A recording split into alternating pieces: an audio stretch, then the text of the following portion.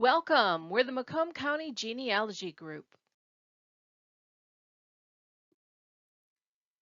You can find MCGG at our blog website, on Facebook, Pinterest, Twitter, and at our YouTube channel.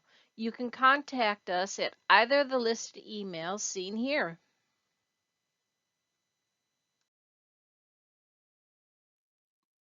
The MCGG Friday group has been meeting for over 48 years, and our MCGG Let's Talk Genealogy discussion group has been meeting for 16 years. During this pandemic and the library's renovation, we are meeting virtually once a month as a combined meeting. Many MCGG members volunteer their time in a variety of ways to benefit the genealogy community and the Mount Clemens Public Library.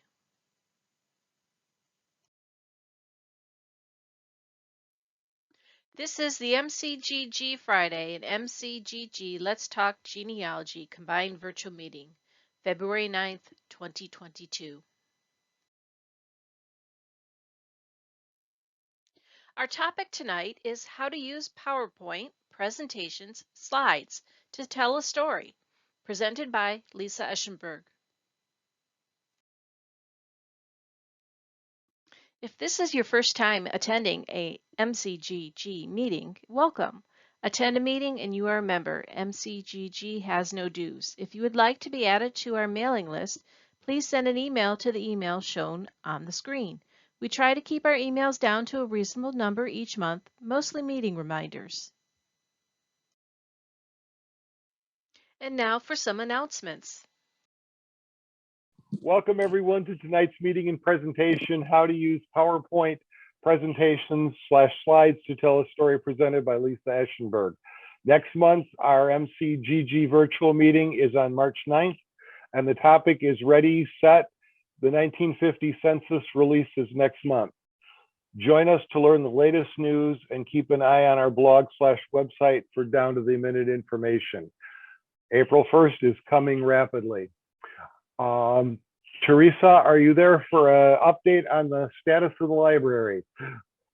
Yes, we are still in our temporary site. We are still answering questions, trying to do any requests. There on our genealogy page, there is an email you can make a request. And I'm also sending them to the Genie in a Box for the volunteers to work on that Lisa had. She'll disperse them as needed. And we have Brittany here tonight who's going to talk about the digitization of the Macomb Daily. All right, that sounds good. Take it away, Brittany. Okay. Hello, everyone. I applied on Clemens Public Library's behalf for the Clark Historical Library's Digital Michigan Newspaper Grant, and we are one of 5 finalists. We're very excited about that. And we are going to be digitizing, if we do win, the earlier parts of the microfilm collection, which would be the Mount Clemens Monitor and the Mount Clemens Press from approximately 1880 to 1921.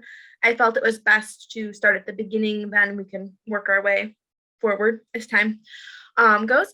And voting takes place on Twitter from February 21st to 28th. Votes during that time will be counted. If their votes happen before or after, they will not be counted. So it is important to only vote during that week. The hashtag is Dig Mount Clemens. And I know Lisa mentioned that she wanted to put together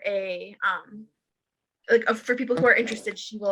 I'll let you take that part, Lisa. Okay. Hey. Let me share my screen here.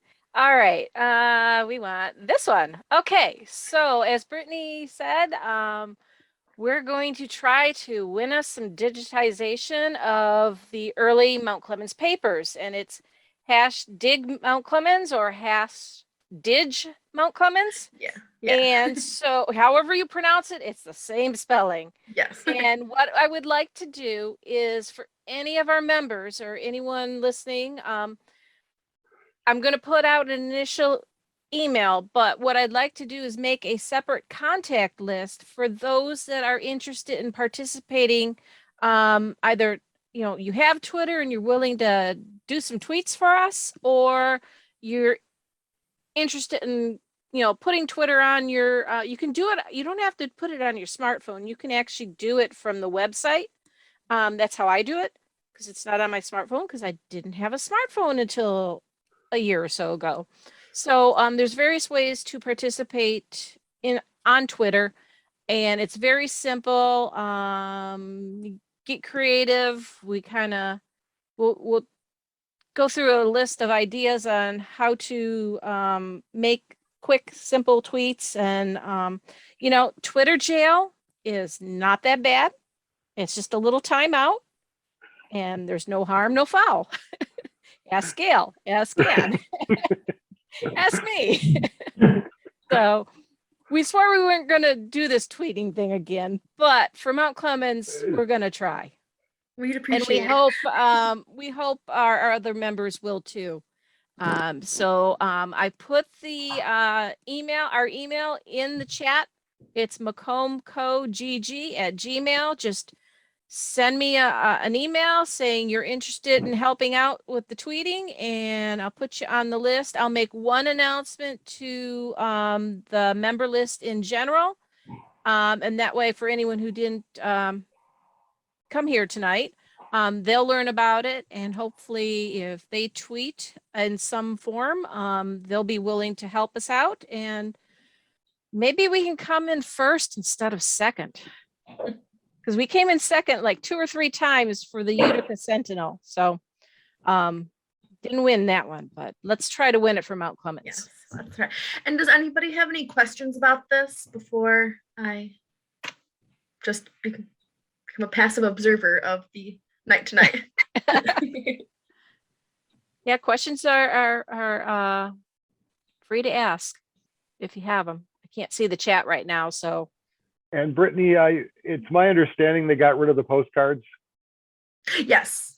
I have not heard any information about the postcards, so I think it's just the tweets are the votes this year. Okay. Yeah, because it used to be 10 postcards was worth a tweet, or a postcard was worth 10 tweets. Yeah, okay. Yeah, the postcards had a higher worth. Yeah. Oh, okay.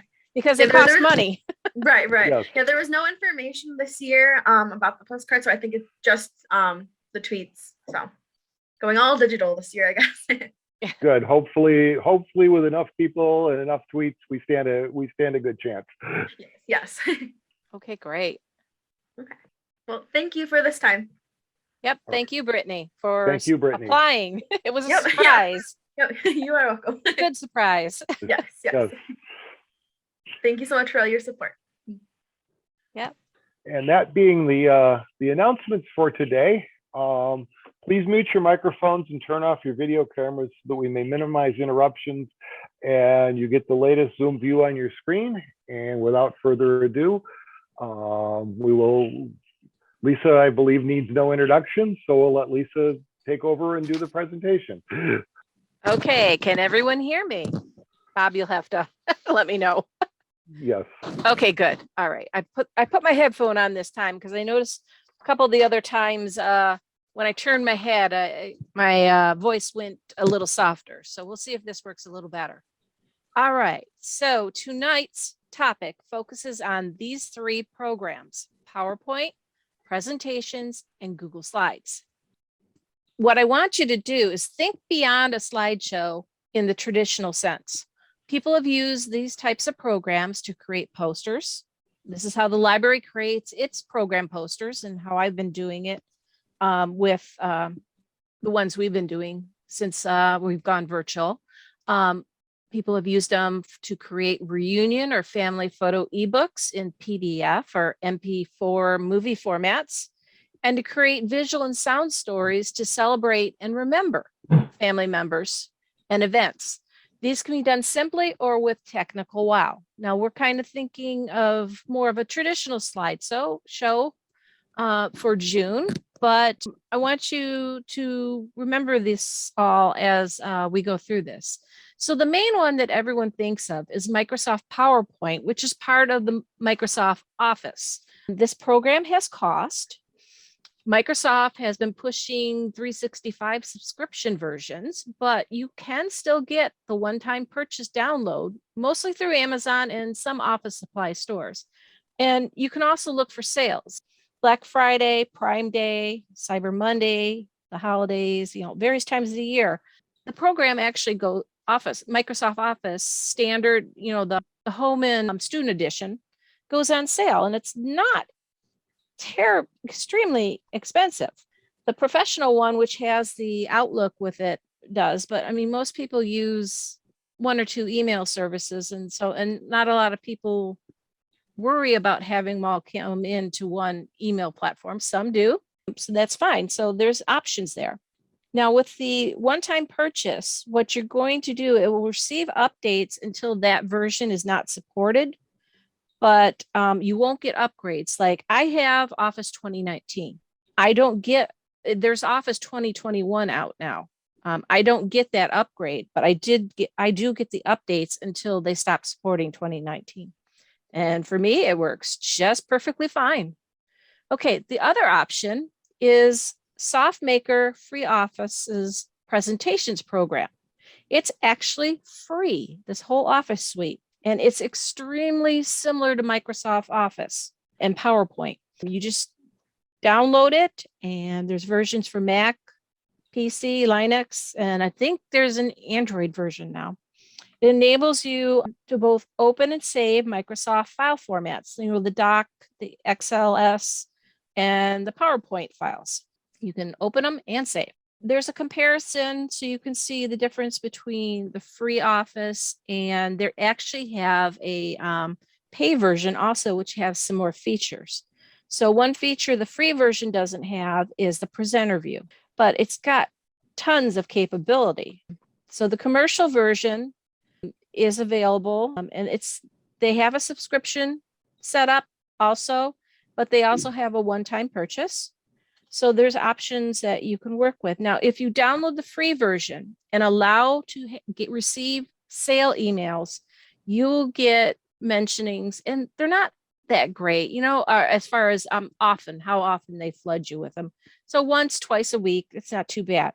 So you'll get offers for sales on their other products, and also the pay version, which again has some more features. And like one of the standard version was on sale at Christmas time, starting at $19.99 or $19.90. So that was a really great deal. I didn't need it because I've got the PowerPoint, the Microsoft version, but there was about a year and a half, almost two, between my old computer and my new laptop, where I didn't have Microsoft Office because I had an older version that they stopped supporting. And so I couldn't get it off my computer, my old laptop, and onto my new laptop. So I had to wait, and this filled the bill that I needed. Now, the third program we're going to look isn't necessarily, it's a program, but it doesn't go onto your computer. It runs in the Google environment, the internet. It's Google Slides. It's similar. It's set up a little bit different because it uses mostly toolbars rather than ribbons. And it does a lot of what PowerPoint and presentations does. There's a free version for personal use, and business standard is $12 per person per month. So stick with the free version. There's not much more features than between the other, one and the other. You can also, with help of an extension, use Slides or the Google Docs offline when you're using Chrome browser. So that's kind of the three that we're going to cover. So let's talk about what we need to do this. You need a story. What do you want to tell? For like June, the story of an ancestor or a person that you researched and had some fun with. For other cases, covering grandma and grandpa's anniversary and their lives, or a birthday, or memorializing a beloved family member. For June, story, a lesson, how you found someone or something, or broke through a brick wall. Story, solved a quandary, like unraveling 3 people with the same name. That's always a fun one. Figuring out where a relative was lost, or, talking about how a resource helped you solve a problem. Now, a tip with doing this is to create an outline of the story to help keep you on track and to better see where the story bogs down or needs more to it. Generally, it's about, for one slide, they're talking about 1 minute of talking. So you don't necessarily need, for a short talk, a lot of slides. Now, you need a presentation software program, and that's what we'll cover tonight. And then you need visuals. You don't have to be a Photoshop expert. Yeah, it helps, but it can be simply done. Determine what record images or photos will help you visually tell your story. You may have one or many. Narrowing down can be the hardest part. And if you think you have none, which isn't very likely, think in terms of what can visually stand for what information I'm conveying. Now, your images may already be visual. Make sure to credit the owner or get permission. Just say, Google Ancestry or Find My Past, wherever you got them. And permission where you need it, or otherwise use public domain licenses. For what you have personally, you may need a photograph with a digital camera or your smartphone. Those cameras in those phones are quite powerful nowadays. Or scan them with a dedicated scanner or a scanner printer all in one. If you don't have a scanner or a printer scanner, try your local library. They may have scanning equipment available for patron use. Sometimes you can email the files to yourself, but a USB drive is usually best to bring along just in case, and because sometimes a file can be too big to email yourself. And if you have a child or grandchild who's techie and nearby, get them involved to help you scan and digitize your records and images. Now, a tip I have in the handout is to scan in color, regardless of whether it's color or black and white image. You'll get better quality. For little items, scan higher, at least 600 pixels per inch, so that you can enlarge a cropped portion of the overall picture if you desire, without ending up digi or blurry. For larger items, 300 pixels per inch should be fine.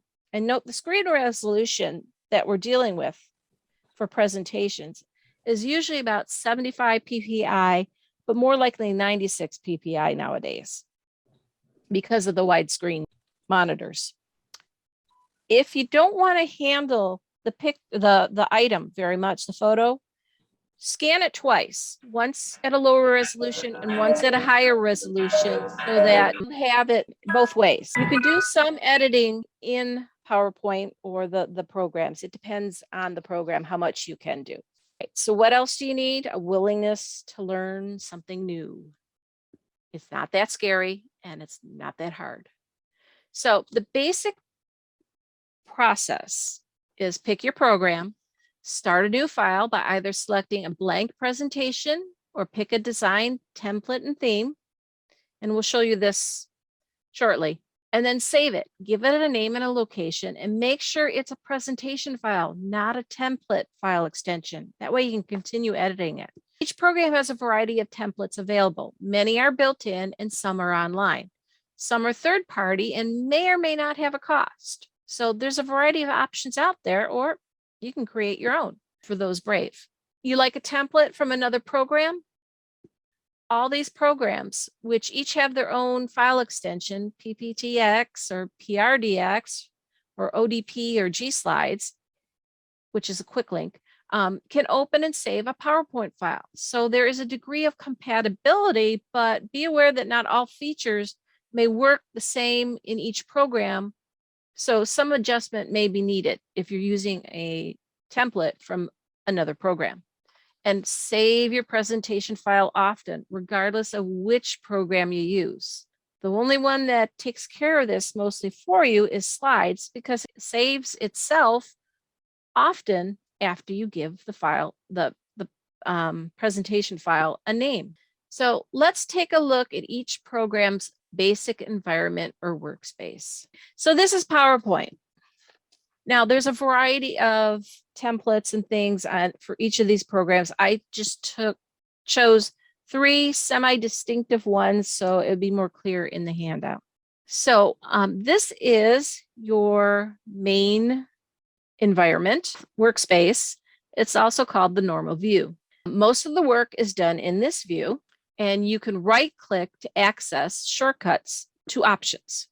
So on the left panel sidebar, these are the thumbnails of your slides that you've added. And if a thumbnail shows blank, like these ones here, there's nothing typed into the placeholders.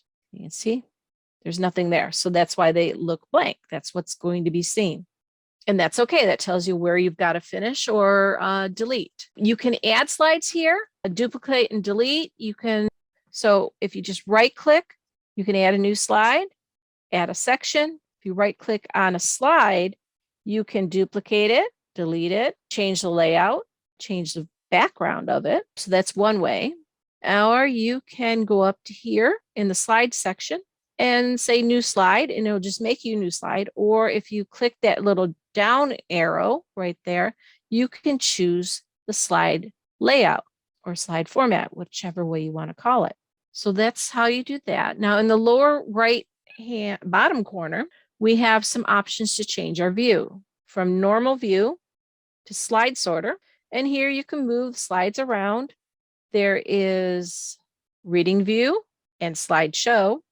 You can zoom in and out. Let me change it back to normal view. So this gives you the largest working space for each slide, but you can still enlarge and reduce so you can see the overall look, or is that line really lined up? So there's that, and you can fit the slide to the current window. So that's what's available down there. Now at the top is a toolbar menu and a ribbon whose content changes depending on which tab is activated. So you have File, Home, Insert, Draw, Design, Transitions, Animations, Slideshow, Record, Review, View, Help. Kind of a, if you have 365, you can put in a question for some help. And then those are the main ones. And then this ribbon, as you click, you see, brings up different tools based on the tab that you are on. And File takes you here.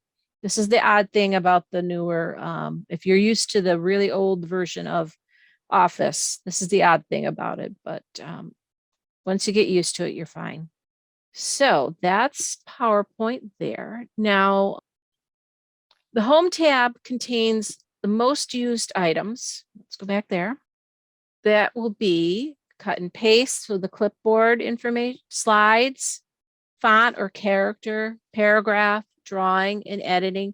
And there's a little room here where you could add something else if you desire. Not too much. There's not too much room there. A lot of these, you see this little, let me click in here. See this little arrow in the corner? This is an expand button, and it will bring up either a window or it will open up a tab on the side. So on the side, and you want, there, it'll show you, open up a tab there. Close it, and you're good. All right, other highly used tabs are the Insert and View, and then Record, Transition, and Slideshow use depends on what you're doing. Now, let me close this one and open up Presentations. This is the free version, and this one's actually 2019. I haven't updated to 2021 yet. So again, the main workspace is here. Looks very similar to PowerPoint. It's called Slides View, and most of the work is done here. And again, you can right-click on the slide to access options, or in the slide, the film strip. Okay, this left panel, again, same thing as with PowerPoint. If a slide isn't filled in, it'll appear blank. So, okay, so on the Home tab, you can add, again, a slide and choose the layout. And as you see, it's waiting for something to be typed, and it appears blank in the meantime. Okay, on the lower right, similar to PowerPoint, you have slides, slide sorter, which again, you can move slides around. There is outline, notes, slideshow, and zoom in and out here. Let's go back to the slides. It tells you which slide number you're on and how many slides you have and what the slide name is if you've named it. In this right edge, you have control buttons to go to the end of the presentation or the beginning of the presentation or advance once or twice. At the top is a toolbar. You'll notice there's not as many tabs as there is in PowerPoint. Again, this is the free version. We have File, Home, Insert, Design, Transition, Animation, Slideshow, and View. And then over on the right, there's a question mark, and this is the help. You click to help. There's an internal help system. So you pick your subject or go through the index, and you can find some answers that you need. Or there is a user manual. And once you have this open, you could actually save it elsewhere, a copy of it elsewhere on your device, and then transfer it to a tablet or your phone, and you can look at it there when you're not working on your presentation, or you can look at it there while you're working on your presentation. You don't have to constantly move windows around to figure and see things. So that's that layout. Now, again, the Home tab has the most often used tools. We've got Edit, Slide, Character, Paragraph, Objects, Search, and Select All. A little bit different, but pretty much the same. Many have an Expand button also. And it will either, again, bring up a window or open a tab on a right panel. Insert and View are other highly used tabs, and Transition, Slideshow depends on what you're doing. Okay, let me close out of this one. And let's go to Slides. Now, Slides is free. You just have to, when you're signed into your Google account, your email, go to a browser and ask it Google Slides. It'll take you there and show you how to start it.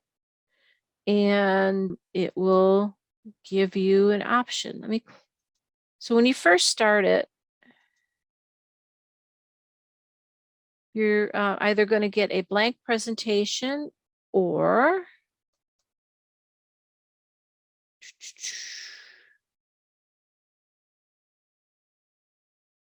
you're going to come up with a view like this. And these are the templates here for Google Slides. And I'll show you what the other ones have. So you can put in a type of presentation you're doing, or if you like the look of one, generally. So here you click on it and it's going to open it, and then you'll see sample slides from that template. And you can judge from there, is this going to work for my purposes or not, or choose a different route. So let's go back and take a look. So the main workspace is called the film strip view, mostly because of what's going on here on the sidebar. And most of the work is done here. You can right click to access shortcuts available. Again, in the slide, the film strip, the side left panel, you can do that also. So these are your thumbnails of your slides. If a thumbnail is blank again, the placeholders aren't used. And here you can add slides by duplicating the slide or that, or the ad is going to appear in this case, because Google uses toolbars mostly, and ribbons will pop up depending upon what you've clicked on, like text. A text placeholder will bring up a text ribbon.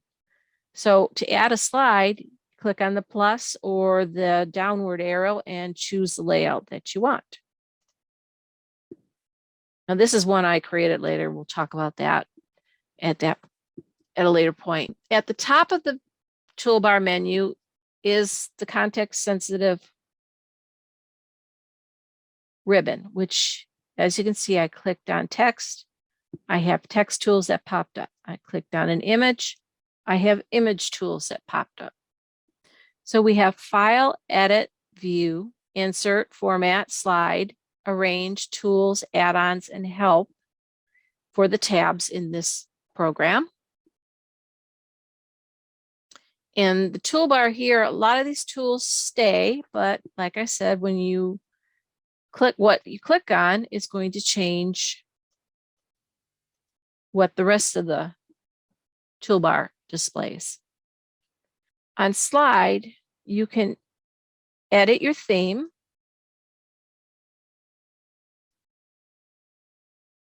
And close it. I'm just going to quickly do this. Or you can change your theme and you get options over here in the right panel. So let's dive a little bit deeper into making some slides. And I'm going to bring back PowerPoint since it works in explaining two of the programs. Okay, so let's take a look. This is, okay, in PowerPoint, when you want to start a new presentation, you can click on blank presentation and you're basically just going to get a very plain slide format. You can see what's in the template, what's made by going to View, Slide Master. Okay, let me explain a few things here. This large slide here is the Slide Master. Changes you make to here cascade down onto the slide layouts or slide formats. Some people refer to this as the parent and these as the children. So what you can see, this is just very basic. And it's a nice starting point if you're going to create a template from scratch.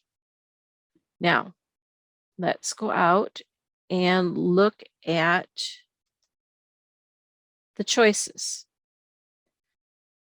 For those that have the standalone program or older programs, you're going to have some themes, templates built in. And you can see the colors or what the designs here. And if you click on it, before it selects it, it's going to show you what it looks like. Get an idea of what a title would look like, what a chart would look like, a photo layout, a subtitle with a subtitle. And so you get that idea. And then it shows different color combinations that have been used or created for a particular layout.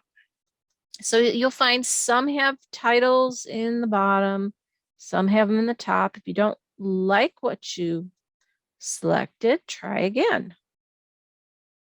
Where'd that one go? Okay, here's one that kind of looks like a stage.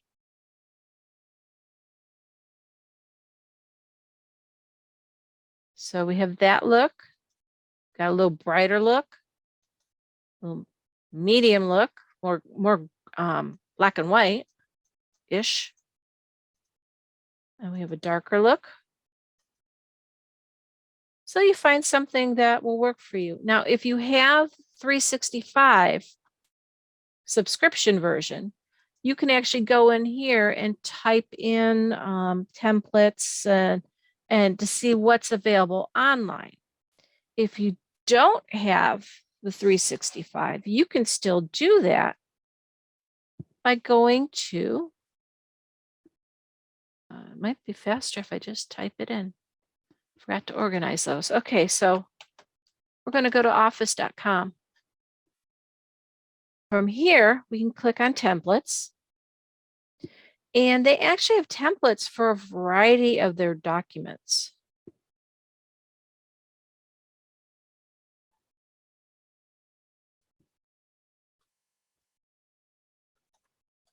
Put in PowerPoint and then just see the PowerPoint templates.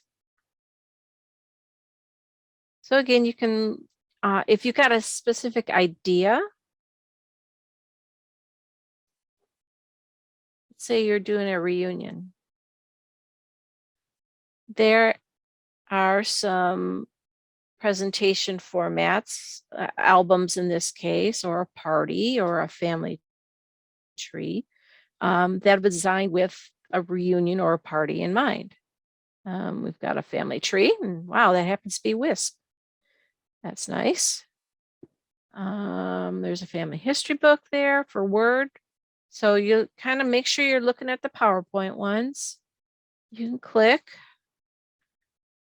see a little bit larger view of what's going on. And then it has some alternate templates that may or may not be PowerPoint. So that's how you can make a decision that way. Let's go back to PowerPoint. So that's how you find a template. And there we go. Now we're back. Remember that your tools are organized in groups. Text, if you click in towards the middle of the text, you'll see that if you look where my mouse is moving, it's now not a pointer, it's an iframe. So that means we're in the text insertion. If you click towards the outside, you see how the mouse changed from an I bar to a multi-headed arrow with next to underneath the arrow, the pointer. Now we selected the whole placeholder for the text. So we could move it around or just tell it, put it back where it goes, undo it. So that's that route. This is a multifunction placeholder. And what you can do, if you just click, you can start adding text. But let's say you don't need text. You can click and insert a table or a picture instead. And so it's a multifunction placeholder.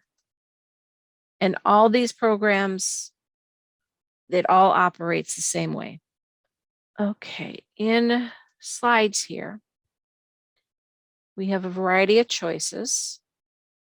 And I think what I'm going to do, how do you look for the template and what's available? You're going to go View, and you're going to go Slide Master. Google Slides is a little bit different getting there, but I think I have it in the handout. So here's the parent slide. Make changes there. Let's say you wanted to, I'll show you how to change that in a little bit. This is the first slide layout. It's a title slide. Then you generally get a title with a bullet list, text list, another title or section slide, section header with a subtitle, a comparison list with title headers. You've got a slide with just a title. So let's say you want to build a chart manually or add a bunch of photos in a unique way where you only need to use it once. This would be the slide to use. This is a slide with a smart art graphic placeholder. This one has nothing but the footer and the date. To note here is that the title, while it isn't showing, it actually is still there. It's just shut off. And doing this lets it stay formatted, because if you delete it and then someone decides decide to add later a new title with another text placeholder, it may or may not be styled correctly. So just shutting off what you don't want, and you shut off the footer, helps. There is some different layouts, and a lot of the templates are the same layouts, but different style, obviously, and some have some other unique layouts. There's another, what's that one called? Just hover over, it'll tell you what it's called. This is a quote with a caption layout. This is another, this is called a name card. This is one I created in here, and I'll explain why. There's another one I manually added. Now, when you add a slide layout or a slide format to a file, it's only, even if you're in the template area, it's only added to this particular file that you're in. It doesn't get added to the overall template theme that's chosen.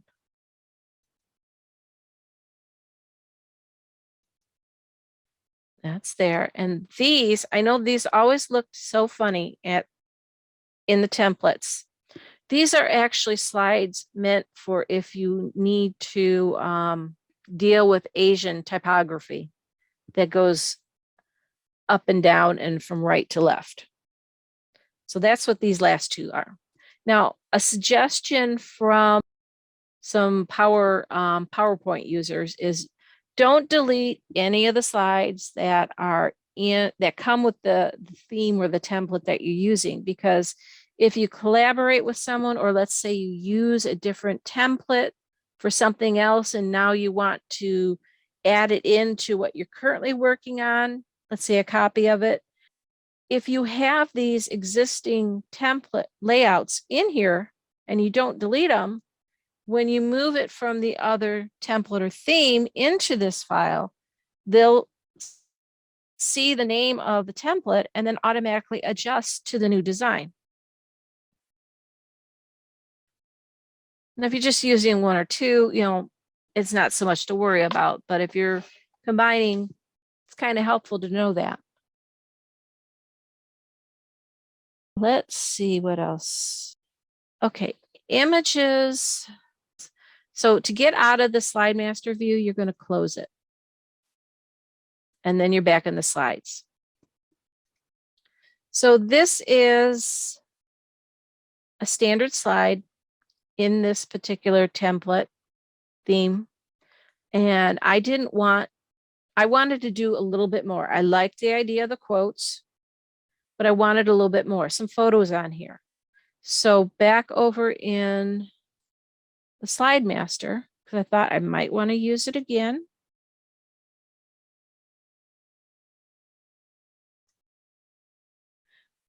I made a duplicate of this layout and then renamed it and then started moving things around. So I brought the quotes closer. These are just graphics that were on here. And I moved this around a little bit, moved the subtitle around a little bit, added a little more text down here. And then I added 2 picture frame holders. And when you're in slides, in the slide master, and you're adding other elements to a layout, you want to make sure that you're not just inserting a picture or placeholder or something. You want to insert the placeholder from the slide master so that it's editable when you go into the slide view to make your slides. So I added a picture and I drew it where I wanted it, and it's editable now. It says picture, but there, click on the icon and you can add your photo. And I'll go through, let me close the master. So this is what I created, and I can show you. I'm going to new slide, find it. Okay, I'm going to just save some time here. Control C, add my text.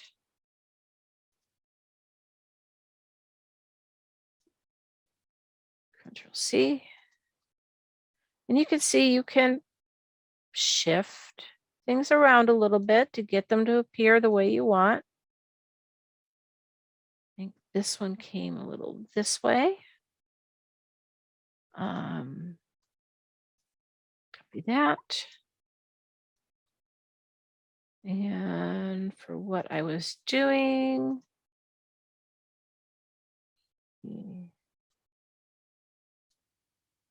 I think drag that down there a little bit. All right, so I'm going to click the icon to add a picture. And oh, that's not where I wanted to go. Documents.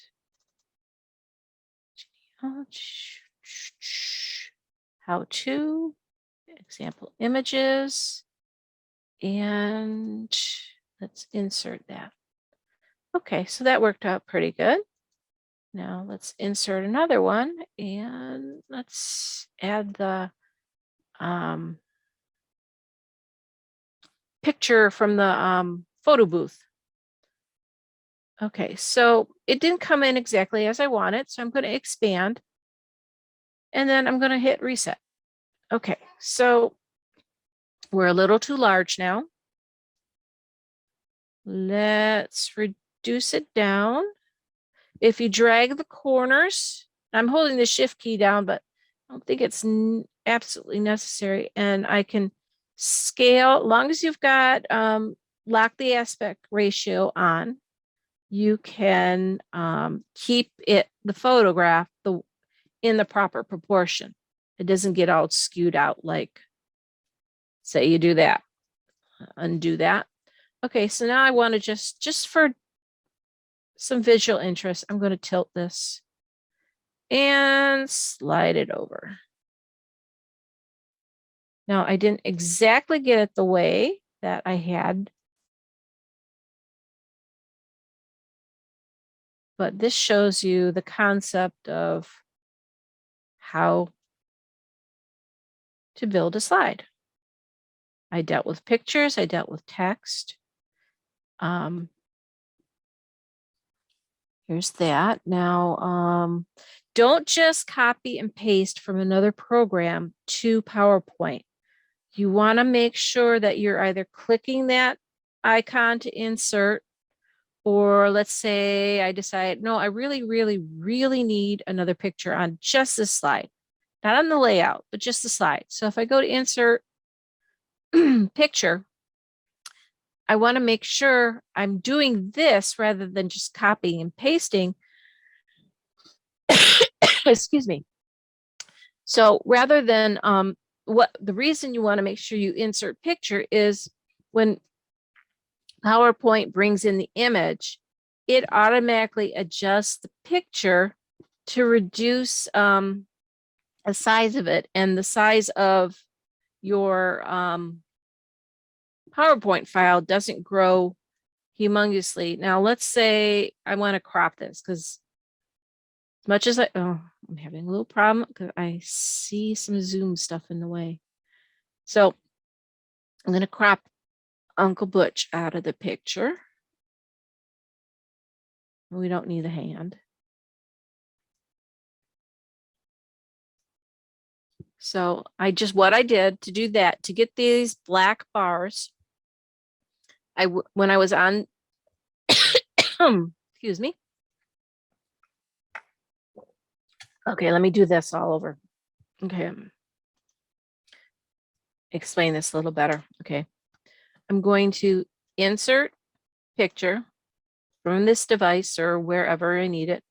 Select the picture and insert. Now, it's not exactly what I want. So over here, under the picture tools that came up, picture format, I'm going to click on the crop. And this gives me these little dark, thick handlebars so that I can crop the picture the way I want. And you see, sometimes you just kind of grab the picture instead of the handlebar. So just take your time. Bring it down. And then when you got it the way you want it, just hit the crop button again. And it's actually all still there. We're just only focusing on what we want to. Now I can grab a corner and resize it wherever I want. So that's how you deal with adding a photograph. Okay, so let's say you want a timeline. We're talking about genealogy events or things going on. This one I hand drew in this program. It's just a straight line. I added some dots, and these are all movable. And actually, I could show you arrange and group them. Now they move. Whoops. As long as I get the, oh, try again. Okay, there. Just takes a little patience sometimes.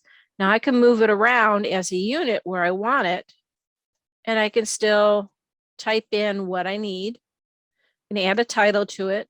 And so this is a handmade timeline. And let's say I need another event. Just copy an upper or downer one wherever I want it.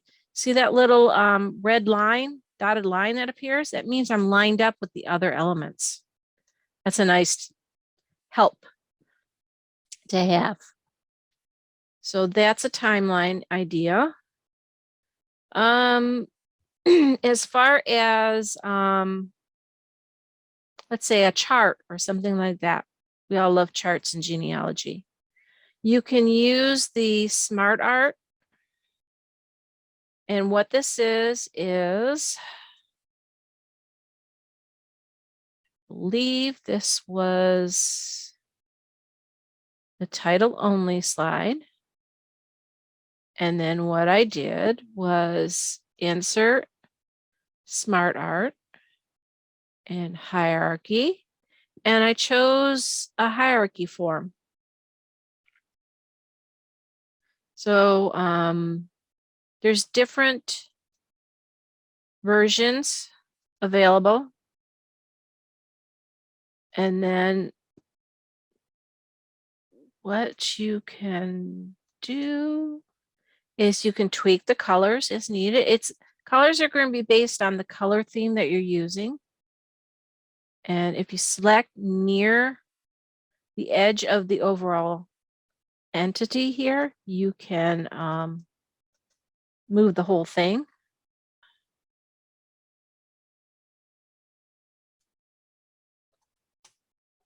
And you can tweak the text as you want. If you need to, go back to home, reduce that down. You can continue add more text if you want. Photos are an option. You can tweak the colors, the outlines, and things like that. This is one that I played around with, one of the other hierarchy charts. And I just played around with the text. So it's saying this is, I've got birth, death, and marriage information and the spouse in the sidebar. I can get rid of this. And there's a way to another view, and I'm drawing a blank and how to get it to show. This is usually like in a corporate world, this would be like a secretary or an assistant. You can remove this aspect of it like I did over here, and then you just have what looks like a traditional chart. You can hand draw these also. Here's another form.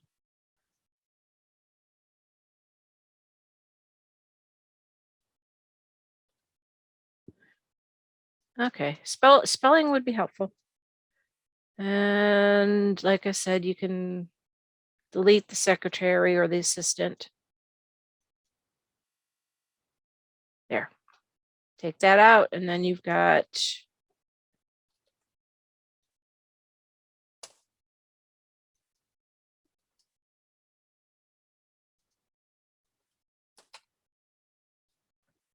and you can diagram things the way you want.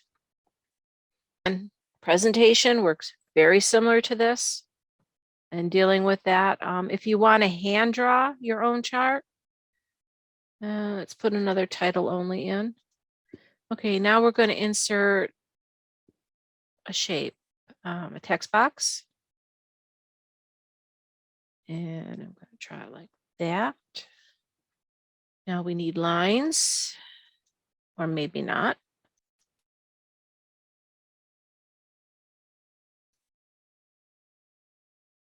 This theme has a lot of orange in it. Now I can replicate it if I want. Now let's say we want to do a sideways. See, we can line things up.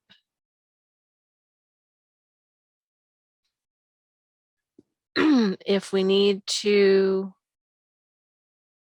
arrange a line vertically, that's lined up a little better.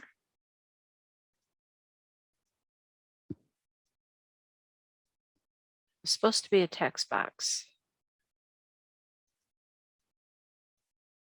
Sometimes things don't work out, so you try again. It says text fill.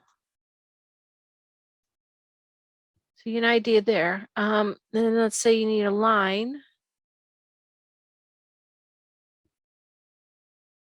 And see how it highlights there?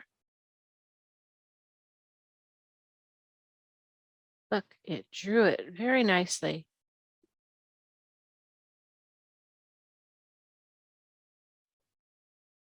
Let's try this again.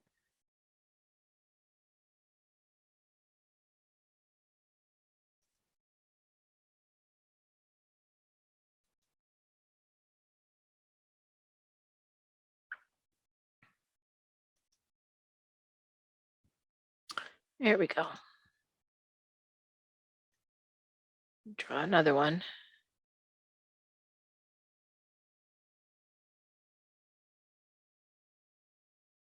And they're not quite lining up. There we go. There, now we got a simple chart. And now it's all tied together. So as I move, it moves itself. There we go.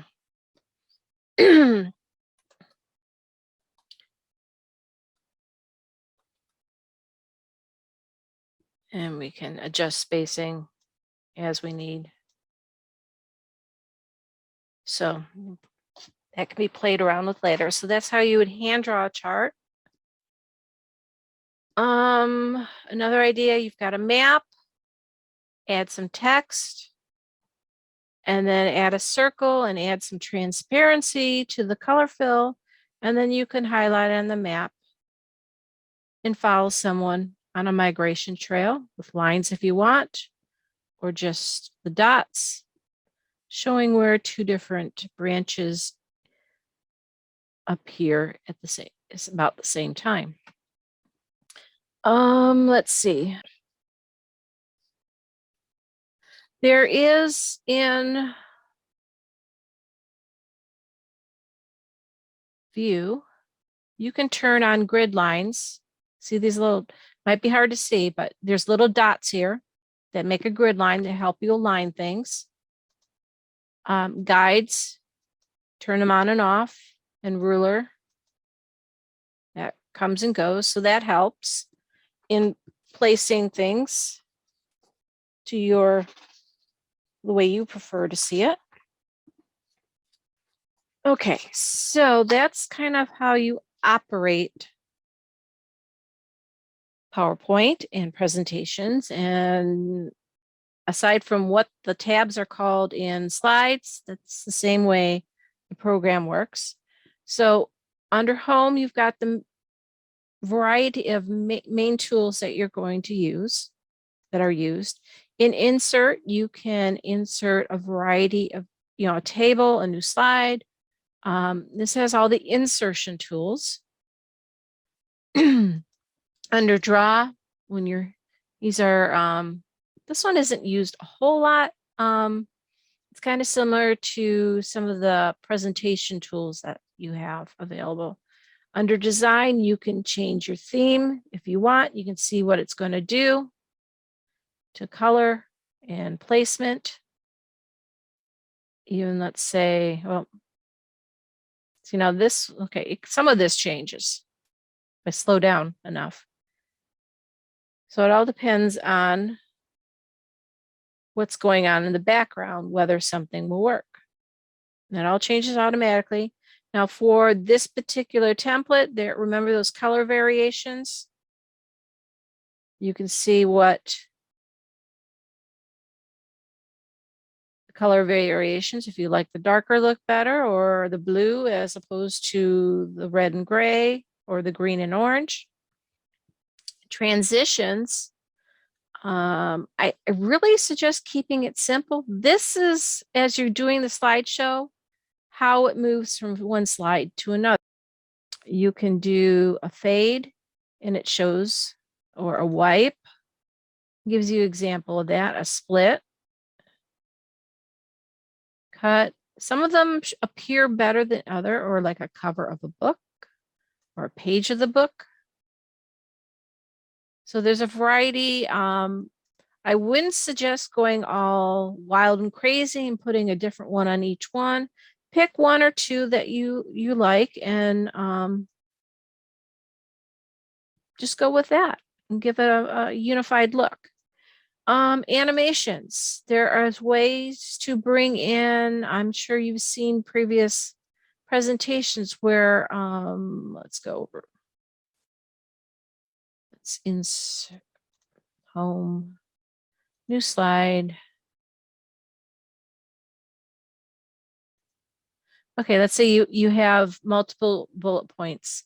In animation, you can set it to come in at a certain rate, or even the whole text placeholder, or pictures to come in different animated route. For slideshow, this is the settings you're going to use to run your slide.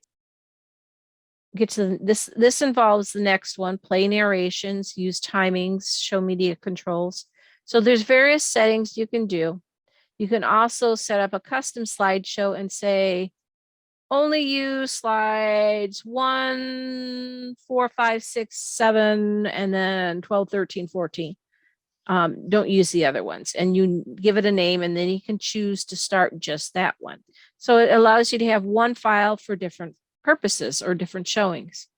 Okay, so those are those settings. If you have two monitors or your computer and a projector, there's a way to use presenter view so that you can see your notes. And that's not showing here. Let me pull this back up. You can add notes, speaking prompts,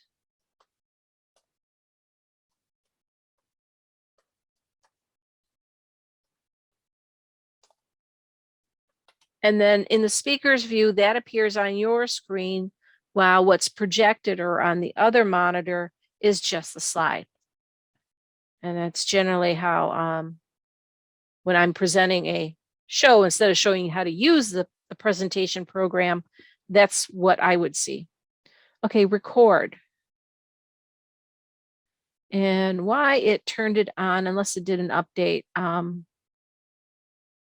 Yeah, I think it did do an update.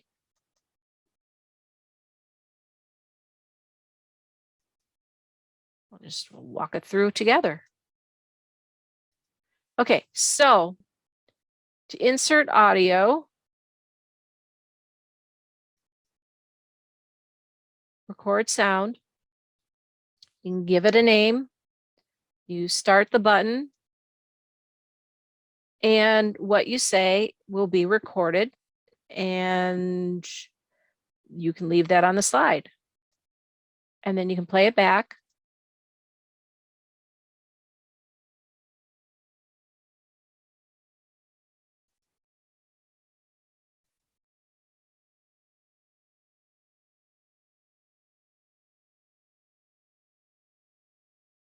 If you like it, you can okay it. If you don't like it, you can cancel it. And so you'll have an icon of a little speaker, and you can move that anywhere on the slide, even off the slide, and it will play. There are review tools, spelling, and this is going to vary by your program. Spelling, thesaurus, and other checks that you need. you're working with someone else and you guys use the comment feature, that's available in PowerPoint too. Now view, this is how you get to arranging multiple PowerPoint windows, viewed in color, black and white. The grid lines that I've already showed you. See the slide master, exit the slide master, view the handout master, what it's going to look like, exit that, view the notes. These are used to a lesser extent. There's different views of the slides, and then help. And if you have an older version or the standalone product, the internal helps are not going to work. So you're going to go to office.com and support. And there, that's what I was looking for before. And then PowerPoint, and then put your question in, or you can check the topic sections to get help. So back over here. If you want, I've got in the handout how to, if you want an existing slide or format or something different, you can hand create what you want if you're only going to use it once. And if you need to realize you're going to need it again, you can just duplicate the slide and then adjust it as you need it. If you're going to use it multiple times, that's a case where you're going to go into Slide Master and create it as a slide layout, like I did here.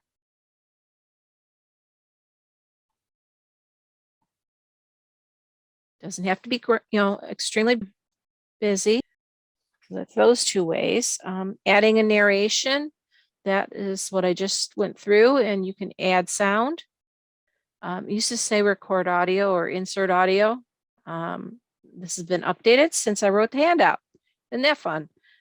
So you can add audio. If you, the presentations in Google do not record sound inside the program, only PowerPoint does. So you would use either your smartphone with a recording app, or if you've got a digital recorder or another little application or program on your computer where you can record sound, record your sound bite, and it should be usually an MP3 or a WAV file, and then you can insert it onto the slide that way. PowerPoint, if you insert, let's say, music, and you insert it onto the first slide, you can have it play throughout the presentation. You just have to time your slides to add up to the length of that music, or however many slides you want to run through while that music is playing, or that narration, whatever you've got going on. There's an alternate route for Google Slides that I have in the handout. I talked about slideshow already. Saving as an image, or you can save as in PowerPoint and the other programs to some extent. Does more than just save your PowerPoint file. I just save that. Okay, so in your PowerPoint file, you can do save as, browse, make sure it's going where you want it, and you can change it to, find it back, PDF, and save. And now your presentation is saved as a PDF. And you can click through it. As you remember, we didn't put anything on the placeholders for some of those slides. So now you have a handout, digital handout if you want, or let's say I've seen some people where they've exported their slides and then they go to Zoom and then that's what they're showing. Instead of running their slide program, they play through the PDFs. And works almost just like a slideshow, but you manually are changing the pages. Now, let's say for this map image, I'd like to add this into my genealogy program. What I can do is File, Save As. I'm on that slide, going to Browse, and instead of choosing PDF, I'm going to find JPEG. And I can change the name as I need. And just say just this one slide. And eeny, meeny, miny, mo, what is, okay, there it is. Now I have a JPEG image. Now I can easily add it into my genealogy program and use it to help me remember or illustrate something, a point I'm making in my genealogy program. So that's one, and that is actually how, as I said at the beginning of this, how we make the posters for our meetings. It's in PowerPoint. I add the images and the text and then make a JPEG.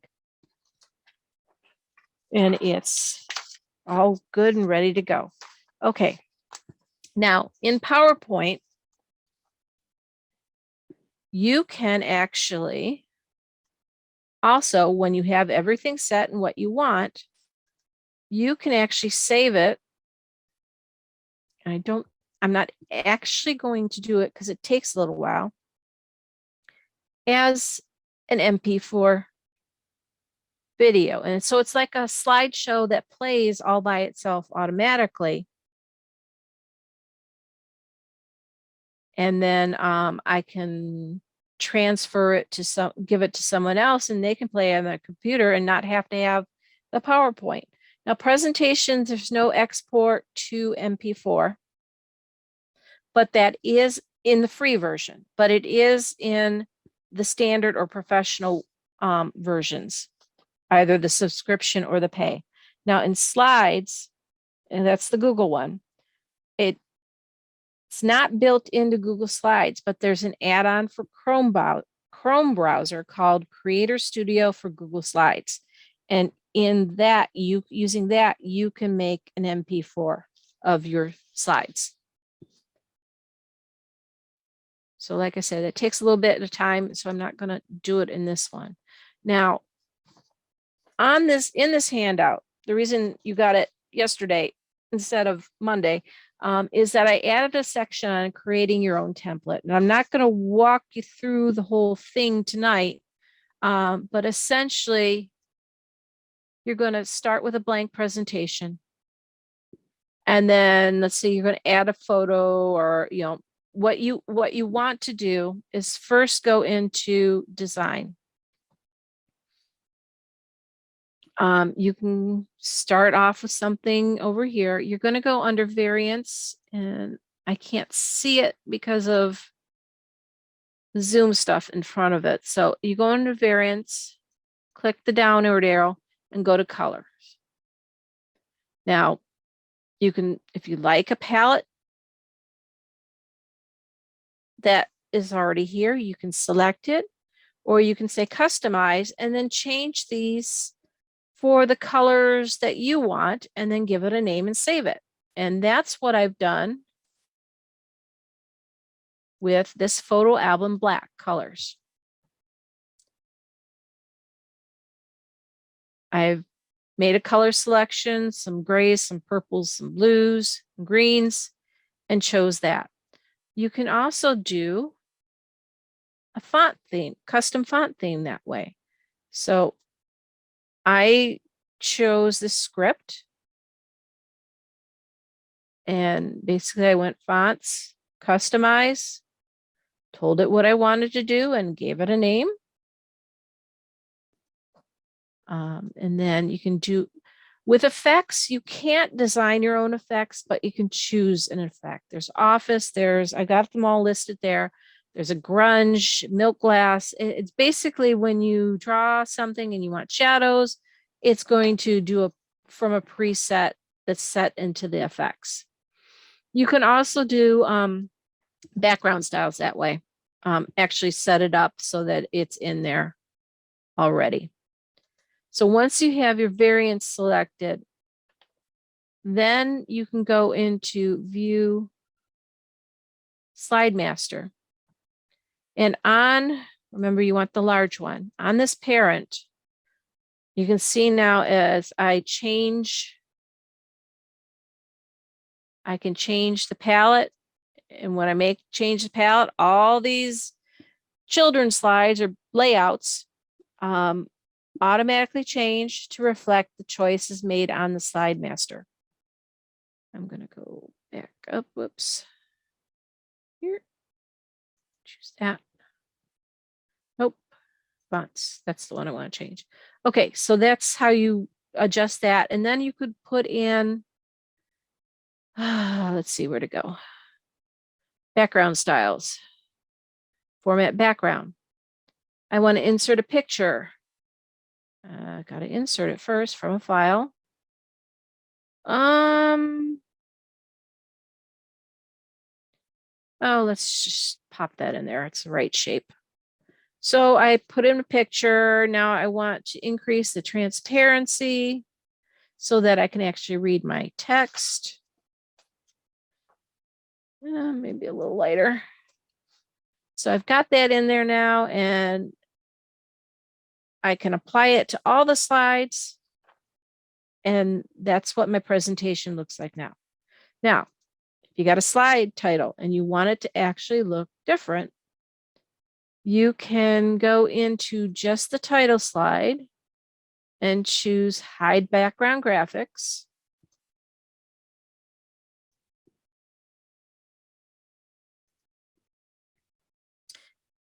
And format the background.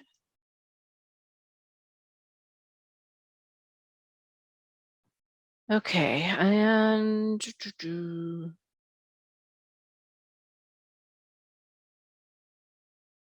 picture, insert. Say we want that.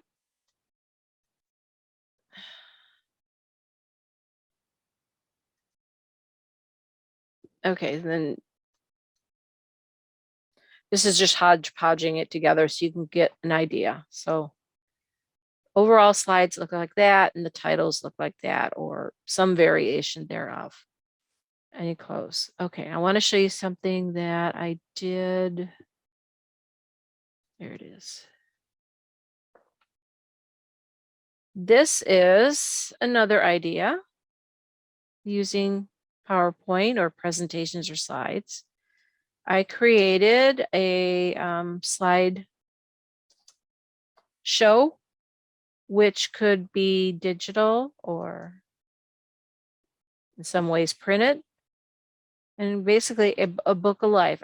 I had an album, I scanned the cover, and I quickly did fill in the frame holder in the front.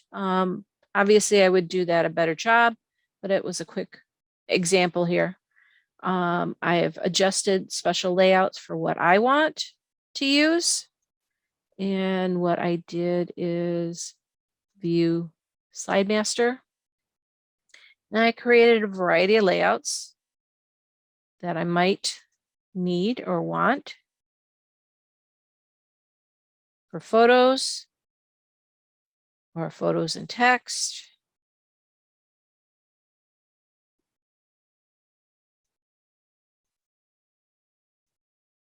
And then I left in what was already in the blank presentation template.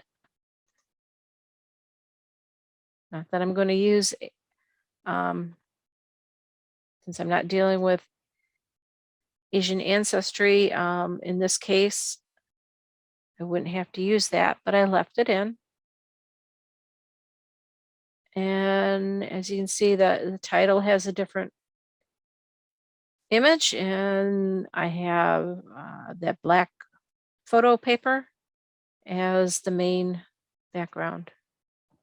So that's most of that. Now the last page of the handout has a bunch of helpful websites and pages to help you depending on the program. Like I said, a lot of the PowerPoint stuff will run you through for the SoftMaker presentations, whether the free or the pay. There's some YouTube videos to help you also learn things. So that's kind of where I brought this, and I think we can open it up for questions now. Is everyone still awake? Yeah, I think we're all here. Okay.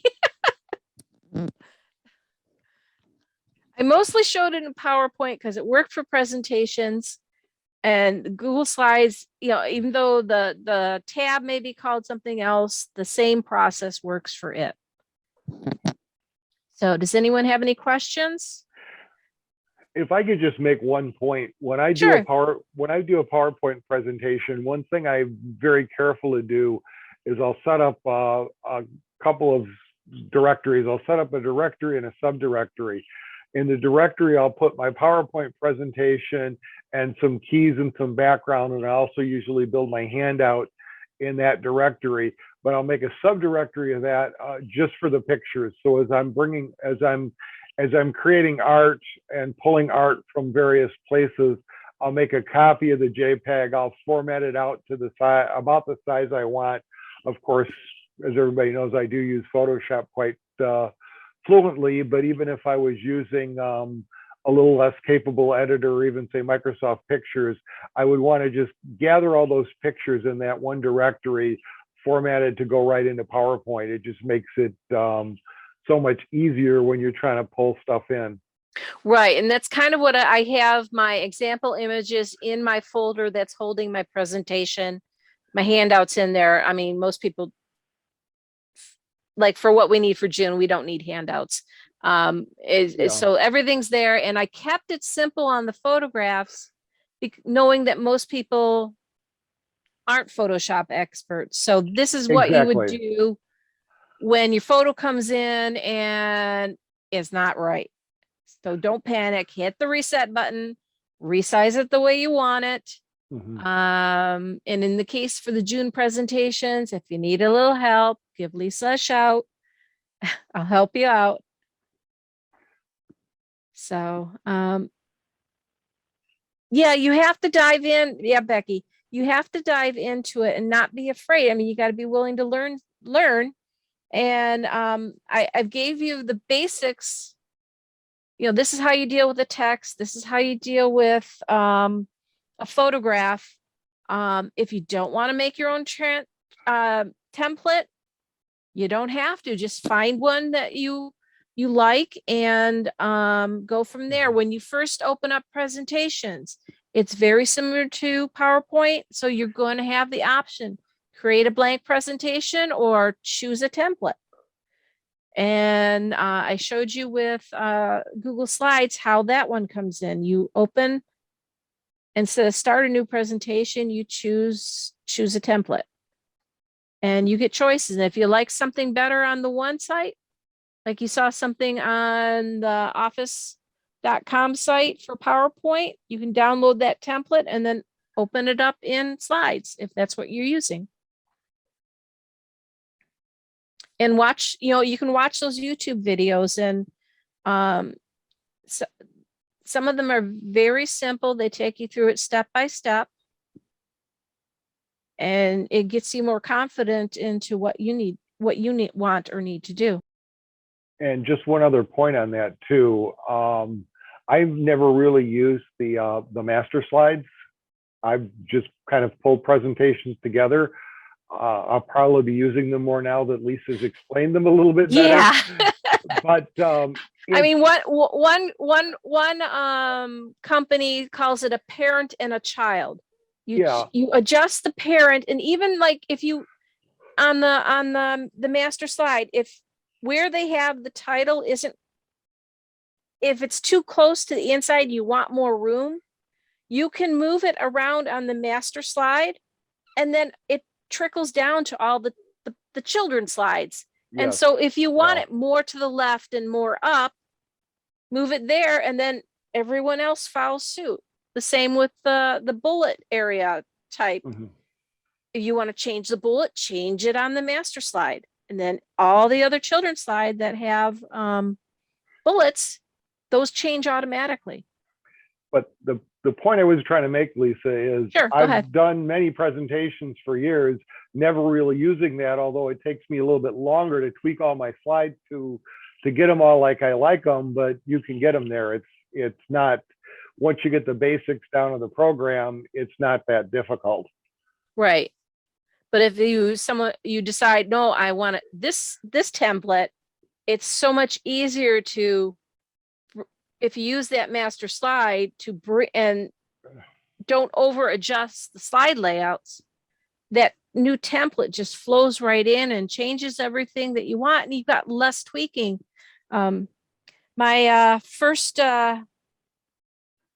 job started as an internship, and I ended up in employee communications, and PR is my background. And I basically learned PowerPoint version 1 on that job. And the first board of directors presentation I did, because back then they were using PowerPoint to make actual slides through a slide projector. And the company, Meteor, would charge by the line for each change they did. That first presentation I did, I saved the company almost $100,000 because I was doing all the changes. So this brings me back to my past. And my past was the Kodak Exographic with shot slides. So I've known PowerPoint for a long time. I've hated PowerPoint for a long time. That's why when I first started doing presentations for the group, I was using Go Live, which is a website builder, to build my slide presentations, because I didn't want to deal with PowerPoint. Not that I didn't know how to use it, but I was just so sick of PowerPoint. But I'm back to PowerPoint. Yes. From the comments, Madeline pouch to everyone, you have to play with it and don't be afraid of it. There's always an undo. Yes, Very, very there's true. always undo. Yeah. If you're doing a small presentation, and that's, that's something that for a lot of people, and we'd like to get some people participating in June, but a 10-minute presentation isn't all that bad, and you're doing it on Zoom, which Zoom is a little different than presenting to a live audience. Yeah. My first presentation to a live audience, I was doing student teaching, and my first student teaching assignment, I was presenting to a lecture hall of 150. So talk about being a little bit knock-kneed in that situation. So with PowerPoint, 10 minutes and some slides, go for it. Yeah, it's a lot different presenting on Zoom. You're not staring into a face of 20, 30, 50 people. You're just talking to yourself in a room. Yes. Not getting the feedback right away is a little. That was the hard part for me was when we started with Zoom. But it's not that bad. Yeah. And for anyone who's interested and it's not sure yet, give me an email and ask your questions, and I'll answer to the best of my ability, and we can figure something out. I'm trying to decide what topic I'm going to talk about. I've got Aunt Mary, or I've got some Ontario stuff, or I have to narrow that down. That's my hardest part. And then staying within the 5 to 10 minutes. Yes. Because Bob and I like to talk. And this time limit is a way to get more people involved and also to keep you focused on what you really want to say. Okay, if no one has any other questions about PowerPoint or presentations or slides, if you have any other questions, let me know. And again, just a reminder from the beginning, if you're interested in helping us tweet to win the digitization contest, email us at Macomb GG. The link to the handout is in the chat, and you can find the chat by taking your mouse, scrolling over top of the Zoom window and going to the bottom, and you can see the chat button. It's an on off, so click it to show it, click it to unshow it. Same with the participants list if you want to see who's here. If you're not in full screen mode, the chat and the participants appear in a right-hand column. If you are in full screen mode, you can go up to the top of the Zoom window and exit full screen mode so that you can see the chat and the participants and the Zoom window all at the same time. Thank you, Annette. Thank you, Sandy. I hope I didn't scare everyone off as far as the programs. I mean, they're really simple to use. There's just a lot there, and just knowing what parts you need to work with is all you really need to figure out. The Library Cooperative has a couple books on PowerPoint. Some are newer, some are older. That can help also. But the YouTube videos are a great learning opportunity.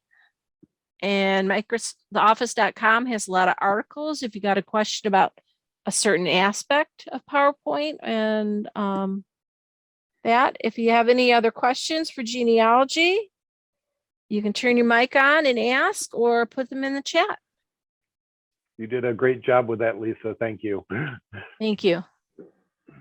And next month, we're talking about the census, and we'll have up-to-date information. I actually have the handout done, but I know by the time comes for the presentation, there's going to be a whole lot. There's going to be a whole lot more information. This is the first census that's going to be released with an index. I can tell you that. The National Archives has been digitizing the images as they digitize them. They run them through this OCR handwriting reading, and they're creating an index. And then you'll be able to search it that first day. And then if you catch an error or something, you can correct it. I'm not exactly sure how that process is going to work, and that's probably one of the things we'll learn. Of course, it may happen.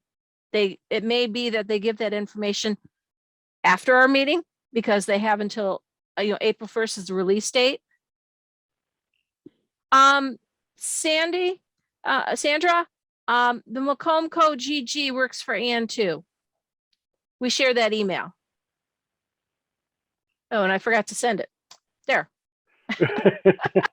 I copied it and I forgot to paste. Yeah, I do think there will be a few crashes on that first day for that website.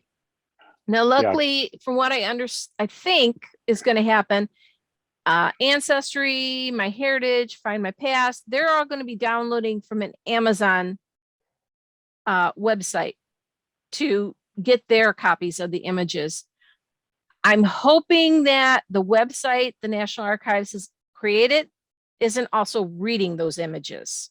So if that's the case, there are going to be a lot more crashes. Yes. But just take your time and be patient. That's the best we can hope for. Yep. I already know I'll have instructions on the handout of how to find your ancestors' ED district that you're going to need to know. Of course, with an index, you may not need to know. It all depends on how well that index is made.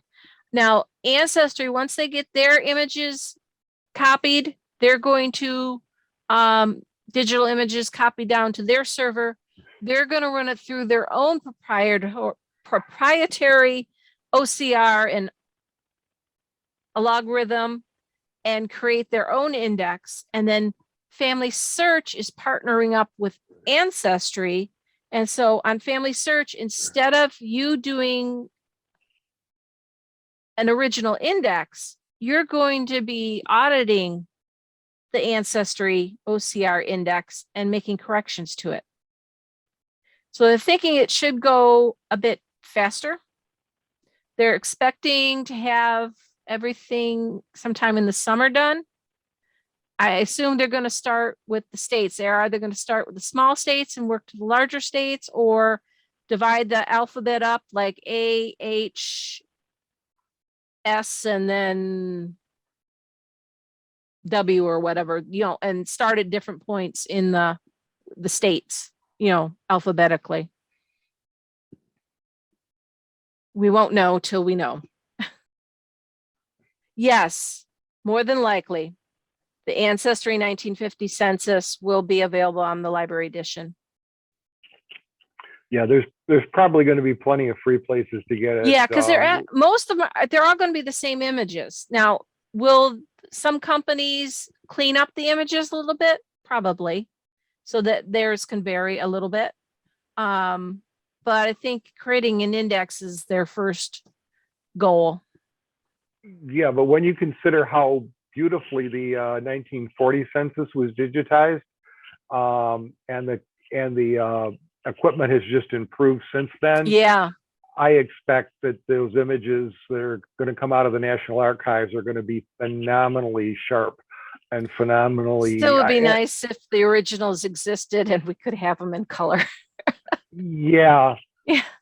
Yeah. But, unfortunately, they're working off a microfilm, but yeah, they're working off microfilm. But the microfilm was filmed and never really reviewed, so it's going to be good microfilm. And the microfilm cameras that are available now are just going to be able to produce phenomenal images. Right. So I don't think there needs to be much cleanup on the part of any of the providers. They're going to get good documents from National Archives. And readability should not be a problem except for handwriting. Yeah, and any damaged pages. Yeah, that were physically damaged. Yes. So everyone, I hope you got something out of this presentation. Hopefully not a nap. And please consider two things: being one of the people telling their stories in June. We have 2 already, and we could use a few more. And then also, if you know how to tweet, please consider joining us for the contest and trying to get the Mount Clemens paper digitized. If you've used the ones on Chronicling America for the World War II war years, 1943 to 45, I believe it is, it's phenomenal. Being able just to put in a surname and find, have the hits come back, and then you're not just catching the obituaries, which Dwayne and everyone else worked so hard on. You're catching all those little nice chatty little neighborhood notes and things like that to learn more details about your family. And if they had businesses, the ads that they had, that one ad is what clinched it for me, figuring out that third, which is technically the second Eschenburg bar, as to where that was. Of course, in the end, all I needed to do apparently was call Uncle Norman. Great Uncle Norman. He's still alive. He bowled for them, apparently. There was a bunch of bowling leagues back then. Why not? Yep. Anyone else have any questions? Well, I hope you enjoyed the evening. Thank you for watching. Our next meeting is scheduled for March 9th, 2022. For our March meeting, the topic is Ready, Set, the 1950 Census releases next month. Last but not least, MCGG extends its thanks to the Mount Clemens Public Library and its staff for hosting this Zoom meeting. Goodbye, everyone.